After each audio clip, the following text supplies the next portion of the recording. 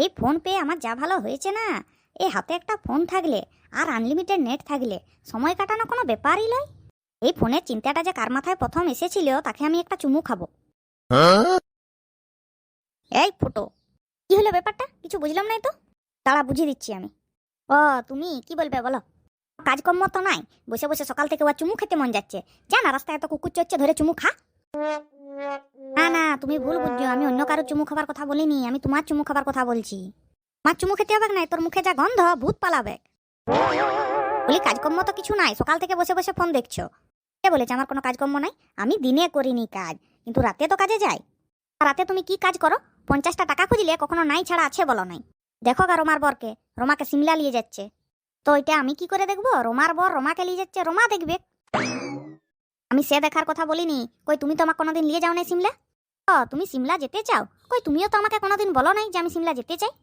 দাও এখন বলছি আমি সিমলা যেতে চাই, চলো নিয়ে চলো। বাহ, তুমি ভালো টাইমেই বলেছ। ওই তো রোমা আর রোমার বর যাচ্ছে, চলে যাও। হ্যাঁ চলে যাও, চলে যাব। আর খরচাটা? খরচা আরো কিসের? কেন? বাসের ভাড়া, ট্রেনের ভাড়া, কোনো কি আমার মুখটা দেখে নিয়ে যাবে? আমি তো আগেই বললাম চলে যাও, মানে পায়ে হেঁটে যাও। তাইলে কোনো খরচাই লাগবে না।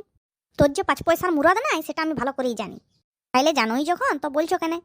কারণ বলছি এই জন্যেই, তুই আমাকে বিয়া করেছু, আমার সব দায়িত্ব নিয়েছু, তাই। বিয়া তো করেছো, বলো না বিবাহ কাকে বলে?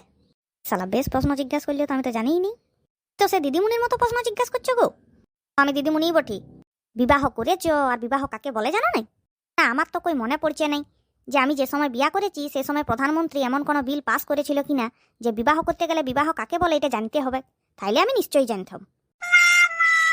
তাহলে যখন তুমি বিয়া করতে গেছিলে তখন কি প্রধানমন্ত্রী এমন কোনো বিল পাস করেছিল যেটা বিয়ার পরে ফুলসজ্জা করতে হবে ওইটা বলে দিয়েছে? না, ওইটা প্রধানমন্ত্রী কোনো বিল পাস করে নাই, ওইটা বিয়ার পর প্রথম প্রথম তো ভুল করে হয়ে গেছে, আর এখন আমি ভুল সংশোধন করে নিয়েছি। আচ্ছা ঠিক আছে, লাও বিবাহ কাকে বলে এটা বলে দিলেই যদি তোমার মনের শান্তি, আমি তাই বলে দিচ্ছি শুনো। এক পরিবারের চোখের মণি অন্য পরিবারের চোখের বিষ হওয়ার প্রক্রিয়াকে বিবাহ বলে। মানে তুমি বলতে কি চাইছো আমি তোমার চোখের বিষ? আমি বলতে কিছু চাইছি নাই, তুমি একটা প্রশ্ন করেছিলে আমি উত্তর দিয়েছি, অত প্রশ্নের উত্তর দিতে পারবো না। ফালতু ইয়ার সাথে বকে কোনো লাভ নাই, যাই নিজের কাজ করি গা। আমার কপালটাই এরকম, আমার বর হয়েছে এরকম, কাজের মেয়া হয়েছে আরেক রকম, দিন দিন জিনিস চুরি করেই চলেছে করেই চলেছে, আজ এটা পাচ্ছি নি কাল ওটা পাচ্ছি নি। ওয়াকে আবার ধ্যান দিগা, নাহলে কি বলতে আরো কি লি পালাবে। বল আমার প্যান্টিটা তুই চুরি করে কোথায় রেখেছু, নাহলে আমি পুলিশকে খবর দেবো এখনই। বিশ্বাস করো বৌদি, আমি সত্যি বলছি, আমি তোমার প্যান্টি চুরি করিনি। তাহলে আমার প্যান্টিটার কি কোনো হাত পা গজালে যে শুধুই নিজে হেঁটে হেঁটে চলে যাবে? এটা আমি কি করে জানবো বলো? আমি তো কালকে কেচে এনে মেলে দিলাম।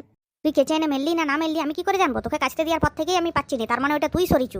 বল কোথায় রেখেছু, ভালো কথায়। নাহলে ঝেঁটা দিয়ে তোকে এমন মারবো না তোর ঘরের লোক তোকে চিনতে পারবে না, আর আজকে তোকে কেউ বাঁচাতে পারবে না। বাবা এরা কি করছে রে, ঝেঁটা দিয়ে মারপিট শুরু করে দিল। কই দেখি গা তো কি হচ্ছে। কি হলো তোমরা এরকম ঝেঁটা দিয়ে মারপিট করছো কেন? দাও ঝেঁটাটা আমাকে। মারছি কি আর কোনো সাধে? ও আমার প্যান্টিটা চুরি করে নিয়েছে। ওকে আগে না মেরে বকে আগে ঘরে খুঁজো গা, দেখো ঘরেই কোথাও পেয়ে যাবে হয়তো। ঘরে সব জায়গা আমার খোঁজা হয়ে গেছে, আমি কোথাও পাচ্ছি না।